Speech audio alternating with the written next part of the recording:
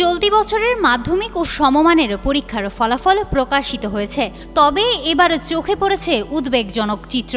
কমেছে পাশের হার, কমেছে জিপিএ-5 পাওয়া শিক্ষার্থীর সংখ্যাও। বৃহস্পতিবার দুপুরে শিক্ষা মন্ত্রণালয় আনুষ্ঠানিকভাবে ফল প্রকাশ করে। তবে এবার ফল ঘোষণায় ছিল না কোনো আয়োজন বা আলাদা আনুষ্ঠানিকতা। শিক্ষা বোর্ডগুলো নিজ নিজ ওয়েবসাইটে ফল প্রকাশ করে। ফল বিশ্লেষণে দেখা গেছে এবারে পাশের হার মাত্র 68.45%, যা গত বছরের 83.04%-এর তুলনায় প্রায় 15% কম। একই সঙ্গে জিপিএ-5 পাওয়া শিক্ষার্থীর সংখ্যাও কমেছে। এবার জিপিএ-5 পেয়েছে 1,39,032 জন শিক্ষার্থী। গত বছর এই সংখ্যা ছিল 1,82,129 জন, অর্থাৎ এবার কমেছে 43,097 জন।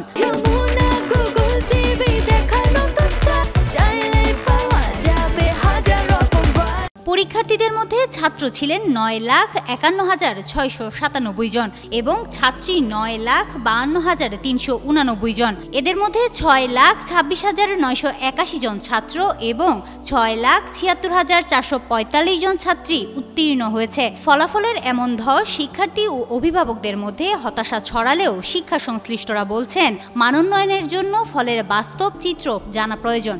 ফলাফলের এমন ধস শিক্ষার্থী ও অভিভাবকদের মধ্যে হতাশা ছড়ালেও শিক্ষা সংশ্লিষ্টরা বলছেন, মানোন্নয়নের জন্য ফলের বাস্তব চিত্র জানা প্রয়োজন।